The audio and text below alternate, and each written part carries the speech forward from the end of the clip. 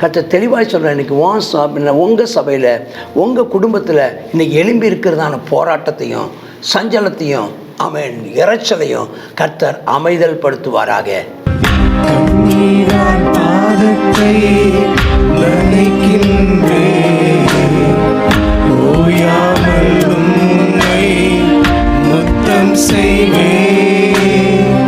கண்ணீரால் பாதத்தை நனைக்கின்றேன், ஓயாமல் உம்மை முத்தம் செய்வேன். அதிகமாய் உம்மை நேசிப்பேன், அதிகமாய் இரக்கம் பெற்றேன். அதிகமாய் உம்மை நேசிப்பேன், அதிகமாய் இரக்கம் பெற்றேன். அதிகமாய் இரக்கம் பெற்றேன், அதிகமாய் இரக்கம் பெற்றேன். கர்த்தருடைய பரிசுத்த நாமத்திற்கு மகிமை உண்டாவதாக. கர்த்தராகிய இயேசு கிறிஸ்துவின் நாமத்தினாலே உங்கள் யாவரையும் நான் வரவேற்கிறேன். ஏசாயா 17ஆம் அதிகாரம். இங்கே தமஸ்குவை குறித்ததான ஒரு பாரம்னா எச்சரிப்பின் செய்தி, நியாய தீர்ப்பின் செய்தி. தமஸ்கு அது சீரியா அவருடையதான தலைநகராக இருந்துச்சு தமஸ்கு. அதுக்கப்புறம் அசீரியா வந்துச்சு, நினிவே தலைநகரமாச்சு.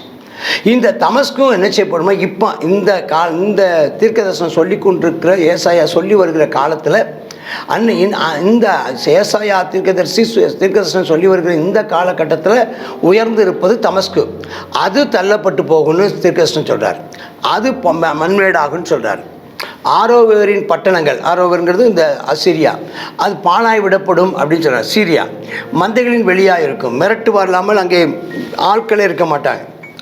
அரண் பாதுகாப்பு எப்ராஹிமை விட்டு போகுமா, ராஜாங்கம் தமஸ்கை விட்டு போயிடுமா. இந்த ரெண்டும் போகுது. இன்றைக்கி இந்த ரெண்டும் அது இப்போ தான் தலை தூக்கி இருக்குது, அது ரெண்டும் இல்லாமல் போயிடுன்னு சொல்கிறார்.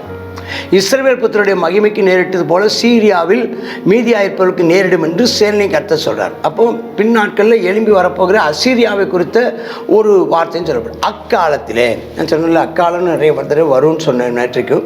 அக்காலம்னு ஒரு வார்த்தை இருக்கிறப்பா. அக்காலத்துன்னு சொன்னால் பின்னொரு நாளில், பிரிதொரு நாளில், இன்னும் வரப்போகிற நாளில்.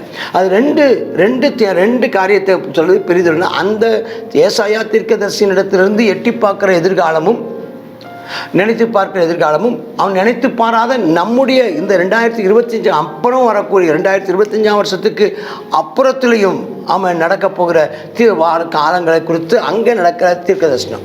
யாக்கோபின் மகிமை குறைஞ்சி போயிடுமா, அவருடைய கொழுத்த தேகம் மெலிஞ்சு போயிடுமா. ஒரு பயிரை அறிந்து யாக்கோபுமே அங்கே அவங்களும் இல்லாமல் போவாங்க, அவங்க மேலேயும் ஒரு நியாய தீர்ப்பு வரும்னு சொல்கிறார். அவங்க கையினால் கதிர்களை அறுப்பாங்களாம். அதாவது அப்படின்னா என்ன அர்த்தம்னா, கையினால் இருக்கும் போது அறுபால் கொண்டு தான் இருப்பாங்க. கையினால் இருக்காங்கன்னா அறுபா கொண்டு போக வேண்டிய அவசியம் இல்லை, கொஞ்சமாக இருக்கும்னு அர்த்தம். ரெப்பாயும் இந்த இதில் இன்னொன்று என்னென்னா, இந்த தீர்க்கதரிசன வார்த்தை வாசிக்கும்போது ஐயோ இன்னும் நான் ஒரு காரியத்தை கவனித்தேன். சில வியாக்கியான புஸ்தகத்தில் வாசிக்கும்போது இதில் இருக்கிறதான ஒவ்வொரு வார்த்தைகளும் அது ஒரு ரொம்ப அருமையான வார்த்தைகளை எடுத்து ஆண்டிருக்கிறார். ஒரு நல்ல ஒரு இலக்கிய நடையோடு, இலக்கிய நயம், இலக்கியம். பொதுவாக சொல்லப்போனால் தீர்க்கதரிசனம் எல்லாமே ஒரு ராகத்தோடு தான் அந்த தீர்க்கதரிசனத்தை சொல்லுவாங்க. ஒரு ராகம், அந்த ராப்பாடி போடுற ராகம் போல் இருக்கும். ஒரு ராகத்தோடு தான் ரெப்பா இம்பல்ல தாக்கிலே கதிர்களை சேர்க்கிறது போல் இருக்கும். ஆனாலும் ஒரு விமனத்தை உழுக்கும் போது நுனிக்கும் பிள்ளை 2-3 காய்களும், காய்கிற கனிகளிலே 4-5 காய்களும் மீதியாயிருப்பது போல அதிலே பின்பறிப்புக்கு கொஞ்சம் மீதியாயிருக்கும் என்று இஸ்ரவேலின் தேவனாகிய கர்த்தர் சொல்லுகிறார். அப்படி ஒரு ராகத்தோடு தான் அவன் இப்போ எழுதப்பட்டிருக்கிறோம். இப்படி வாசிக்கிறீங்க, அந்த ராகத்தோடு சொல்கிறான். அப்போ அந்த இலக்கிய நயம், கவிதை நயம், வார்த்தைகள், ஒவ்வொரு வார்த்தையும் பாருங்கள், அதெல்லாம் ரொம்ப அந்த சூழலை, அந்த சுற்றுச்சூழலை, அந்த நாளில் இருக்கிறதான அரசியல் சூழலை, அன்றைக்கு இருந்ததான சமூக சூழலை, அன்றைக்கு இருந்த சமய சூழலை அங்கே அதெல்லாம் என்ன செய்யுதுன்னா அது அங்கே வெளிப்படுத்துகிறத பார்க்குறோம். அடுத்து 7ஆம் வசனத்தில் அக்காலத்திலேன்னு இன்னொன்று ஆரம்பிக்கிறார். மனுஷன் தன் கைகளின் கிரியையாகிய பீடங்களை நோக்க மாட்டான். அதுக்கப்புறம் அவன் தன் கையின் கிரியை, தன்னுடைய கையினால் செய்தவைகளை அவன் பார்க்க மாட்டான். சிலைகளையும் சிலைக்கு செய்யப்பட்ட மேடைகளையும் மரத்தினாலோ கல்லினாலோ மண்ணினாலோ வெள்ளினாலோ பொண்ணினாலோ செய்யப்பட்டவைகளை அவன் இனி பார்க்க மாட்டான். தன் விரல்களே உண்டு பண்ண தோப்பையும் விற்கிற சிலைகளையும் நோக்க மாட்டான். தன்னை அவன் உண்டாக்கினவரை நோக்குவான். யார்? முழு ஜனங்களும். அப்போ இஸ்ரவேல் ஜனங்கள் அவரை நோக்கி பார்ப்பாங்க. இப்போ இஸ்ரவேல் ஜனங்களுக்கு நடுவில் இப்போ விக்கிரக ஆராதனை அதிகமாக பெருத்து போயிருக்கு. அவன் கண்கள் இஸ்ரவேலின் பரிசுத்தரையை நோக்கி கொண்டிருக்கோம். அவரை மட்டும்தான், பரிசுத்தரையே, அவரை மட்டும்தான். ஏகாரம்ங்கிறாங்க அந்த வார்த்தை. பரிசுத்தரையே நல்ல தமிழ் மொழிபெயர்த்திருக்கிறாங்க. இஸ்ரவேலின் பரிசுத்தரை நோக்கி இருக்கும் இல்லை, பரிசுத்தரையே. அப்போ இது வரைக்கும் கண்டதுகள் இதெல்லாம் நோக்கி பார்த்துட்டு இருந்தாங்க. கண் கண்டதெல்லாம் தெய்வம் நடிச்சிட்டு இருந்தாங்க. இப்போ தன்னை உண்டாக்கினவரும், ஆதாம் ஏவாளை உருவாக்கினாரே, மண்ணினாலே ஆதாமை உருவாக்கினாரே, அவரையும் தன்னை படைத்தவரையும் ஸ்தோத்திரம், தன்னை முன் குறித்தவரையும், தன்னை பிறப்பிக்க பண்ணவரையும், தன்னை அழைத்தவரையும், தன்னை வழி நடத்துகிறவரையும் ஆகிய கர்த்தரை, பரிசுத்தரை, உலகத்திலே அவருக்கு இணையாயா. பரிசுத்தர்னா அதுக்கு அவர் இணை இல்லாதவர், ஒப்பில்லாதவர், ஈடு இல்லாதவர், ஒப்பு அதாவது எந்த விதமான யாரோடும் ஒப்பிட முடியாதவர் கர்த்தருக்கு ஸ்தோத்திரம். அவரை நோக்கி கொண்டிருக்கு. அக்காலத்திலே 9ஆம் வசனத்தில் இன்னொரு வார்த்தை, அவள் அரணான பட்டணங்கள் இஸ்ரவேல் புத்தருக்கு மீதியாக வைக்கப்பட்ட தலையை போல இருக்கும். அப்போ அது பாதுகாப்புக்கானதாக இருக்காது, நுனிக்கொம்பை போல இருக்கும். நுனிக்கொம்பு லேசில் ஒடிஞ்சு போயிடும். அதெல்லாம் அரண்கள் எல்லாம் புரோஜனமாக இருக்காது. என்ன அழகாக அதை சொல்ல பாருங்கள். மீதி அப்படி தலை போல இருக்குன்னா தலையை நம்ப முடியுமா? தலைக்குள்ளே போய் யாராவது ஒழிஞ்சிக்க முடியுமா? முடியாது. நுனிக்கொம்புன்னா எப்படி இருக்கும்? அடிக்கொம்புன்னா கொஞ்சம் ஒடிக்க ஸ்ட்ராங்காக ஒடிக்க முடியாது. ஆனால் நுனிக்கொம்பு ஈஸியாக அதை மாதிரி அது பிரயோஜனம் இல்லாமல் இருக்கும் அப்படிங்கிறத ஒத்த வார்த்தையில் நம்மளாக இருந்தால் உங்களை சொல்ல சொன்னால் அது பிரயோஜனம் இல்லாமல் இருக்கும்னு சொல்லியிருப்பீங்க. ஆமாம், அது ஒரு உவமையோடு சொல்கிறா. அந்த நுனிக்கொம்பை போல் பிரயோஜனம் இல்லாமல் இருக்கும். நம்மளை சொல்லுவோம் இல்லைவா, பிடிச்சா புளியங்கொம்பை பிடியப்பா, முருங்கை குச்சியை பிடிக்காது. முருங்கை குச்சி டப்புன்னு ஒடிஞ்சு போயிடும், புளியங்கொம்பு ஸ்ட்ராங்காக இருக்கும். அதை மாதிரி நம்ம சொல்கிறது இந்த உவமையோடு உவமைகள், உவமானங்கள், எடுத்துக்காட்டுகள் இதெல்லாம் சொல்கிறார். உன் பலமாகிய என் கண்மலை, என் ஆண்டவன் அவர் தான் பலன். என் பட்டணம் அல்ல பலன், என் தேவனே எனக்கு பலன். அவர் நாமும் எனக்கு பலன். கர்த்தர் நாமும் பலத்த துருகம், நீதிமான் அதற்குள் ஓடி சுகமாக இருப்பான். அப்போ அதான் பலத்த துருகம், அது அவர் தான் கண்மலை. அவரை நீ நினைக்காம உன் ரட்சிப்பாகிய தேவனை நீ மறந்து ரட்சிக்கிறாரே, உன்னை பாதுகாப்பாரே, அவரை நீ மறந்தாய். ஆதலால் நீ நேர்த்தியான நாற்றுகளை நட்டாலும், ரொம்ப ரொம்ப பிரமாதமாக வெளிநாட்டு தேசத்து கன்றுகளை வைச்சாலும், பகற்காலத்தில் நாற்றை வளர விடவும், விடியற் காலத்தில் என்ன ஆகுமா, விதையை முளைக்க பண்ணாலும் பலனை சேர்க்கிற நாளில் துக்கமும் கடும் வேதனை இருக்கும், ஒன்றும் இருக்காது அப்படின்னு சொல்கிறேன். அப்புறம் 12ஆம் வசனம், ஐயோ கடல் கொந்தளிக்கிற மாதிரி எப்படி இருக்கும்? கடல் கொந்தளிக்கிற, அதாவது அந்த உணர்வுகளை அவர்கள் நம்ம அதை உணர்ந்து பார்க்கணுன்னு விரும்புகிறார். இந்த கற்றுக்கொள்வதும் பெற்றுக்கொண்ட விதத்தில் தீர்க்கதரிசன வார்த்தையில் பார்க்கும்போது அது எப்படி இருக்குன்னு சொல்கிறார் பாருங்க. கடல் கொந்தளிச்சா எப்படி இருக்கும்? யாரும் பார்த்துருக்கீங்க? கடல் கொந்தளிக்குது, பயங்கர 12 அடி உயரம், 10 அடி உயரத்துக்கு அலைகள் கொந்தளிக்கிறது. அதில் ஒருவேளை படகோ கப்பலோ இருந்தால் கூட அது கொஞ்சம் கண்ட்ரோல் இல்லாமல் அசைந்து ஆடுகுது. அதே மாதிரி கொந்தளிக்கிற அநேக ஜனங்களின் திரள். இப்போ நம்ம சொல்ல போனால் ஸ்தோத்திரம், ஏதாவது பயங்கரமான ஒரு ஆர்ப்பாட்டம் நடக்கும்போது அந்த ஆர்ப்பாட்டத்தின் நடுவில் அந்த கூட்டம் ஒரு கட்டுப்பாடு இழந்து போகும்போது அந்த கூட்டம் எப்படி ஒரு பயங்கரமாக இருக்கும். அதை மாதிரி பலத்த தண்ணீர் இறைகிற ஜனக்கூட்டத்தின் அமளி இருக்கும். இந்த ஜனக்கூட்டம் எப்படி இருக்குதான், பயங்கரமாக கொந்தளிக்குதான். சுவர் மேலேயும் கட்டிடங்கள் மேலேயும் ஏறி நிற்கிறாங்களாம், கத்துறாங்களாம், கரையிறாங்களாம், இறையிறாங்களாம்.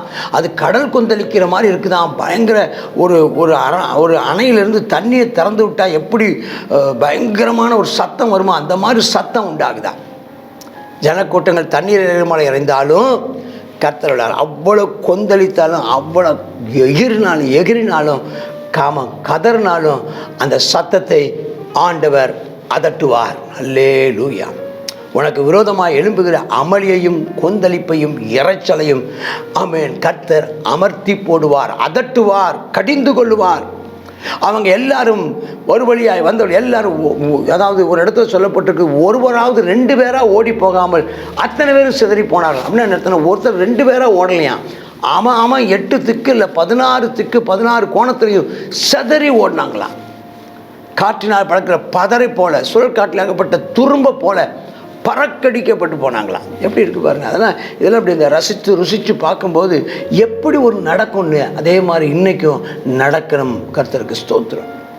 சாயங்காலத்தில் கலக்கம் உண்டாகும், விடிய காலத்துக்குள்ளே ஒளிஞ்சு போயிடுவாங்க. நம்மை கொள்ளையிடுகிற பங்கும் நம்மை சூறையாளுடைய வீதமாக இருக்குது. இதே போல் உனக்கு விரோதமாக எழும்புகிற சத்துருக்களையும், உனக்கு விரோதமாக எழும்புகிறதான வெள்ளம் போல சத்துரு வந்தாலும், ஆமேன், கொந்தளிக்கும் சத்துருக்கள், ஆமேன் ஸ்தோத்திரம், இறைச்சலோடு வருகிற சத்துருக்கள், ஆமேன், திரளான சத்துருக்கள், ஆமாம், உனக்கு விரோதமாக வந்தாலும் கர்த்தர் அவளை சிதறி போக பண்ணுவார், அவர்களை அதட்டுவார். அவர்கள் சாயங்காலத்தில் கலக்கம் பண்ணுவாங்க, கலவரம் ஏற்படுத்துவாங்க, காலையில் இல்லாமல் போவாங்க. உன்னை கொள்ளையிடணும்னு நினைக்கிறவங்களும், ஆமேன் ஸ்தோத்திரம், உன்னை சூறையாடணும்னு நினைக்கிறவங்களுக்கும் கிடைக்க போகிற பங்கு இதுதான். தைரியமாயிரு. இது அந்த காலத்தில் ஏசாயா தீர்க்கதரிசியினுடைய காலகட்டத்தில் அசீரியா ராஜாவாகிய சனகிரிப்பு எழும்பி வருகிற அந்த நேரத்தில் அதை குறிப்பிட்டு சொல்லப்பட்ட தீர்க்கதரிசனம். அது அப்படி தான் நடந்துச்சு. 1,85,000 பேர் அவுட்டு. அந்த காலத்தை மட்டும் இல்லாமல் அதில் பின்வரும் காலத்தையும் குறிப்பிட்டு இன்றைய நாளில் நடக்கிறதையும் இனி வரப்போகிற காரியத்தையும் குறித்து கர்த்தர் தெளிவாக சொல்கிறேன். இன்றைக்கி உங்கள் சபையில் உங்கள் குடும்பத்தில் இன்றைக்கி எழும்பி இருக்கிறதான போராட்டத்தையும் சஞ்சலத்தையும், ஆமேன், இறைச்சலையும் கர்த்தர் அமைதல் படுத்துவாராக. ஆமேன், ஆமேன். God bless you.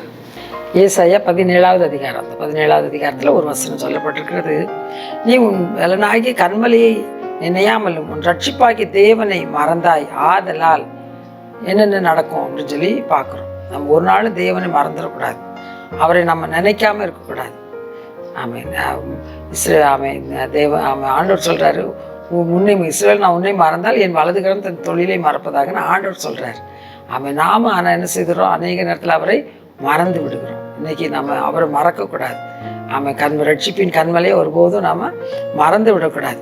அது மறந்தாச்சுன்னு என்ன நடக்கும்னு சொல்லி இதில் சொல்கிறாருன்னா, நேர்த்தியான நாற்றை நீ நட்டினாலும், நீ அந்நிய தேசத்தில் போய் கன்றுகளை வாங்கி நீ என்ன பயிர் செய்தாலும், நீ என்ன விடியற் காலத்திலேயே அந்த விதையை விதைச்சி நீ ரொம்ப ஹார்ட் ஒர்க் பண்ணாலும் அது பலனை சேர்க்கிற நாளில் உனக்கு என்ன செய்யும், துக்கமும் கடும் வேதனை தான் என்ன செய்யும், உனக்கு அது பலனாக இருக்கும் அப்படின்னு சொல்கிறார். இன்றைக்கி நம்ம கர்த்தரை நினைத்து எல்லா காரியத்தையும் செய்ய கர்த்தர் நமக்கு உதவிச்சு. எந்த ஒரு சின்ன வேலையோ பெரிய வேலையோ ஜெபத்தோடு செய்வோம். கர்த்தருக்கு ஆளுகைக்கு நம்ம ஒப்பு கொடுப்போம், அர்ப்பணிப்போம். கர்த்தர் நம்மை ஆசீர்வதிப்பார், நம்மை பெருக பண்ணுவார். ஜெபம் பண்ணுவோமா?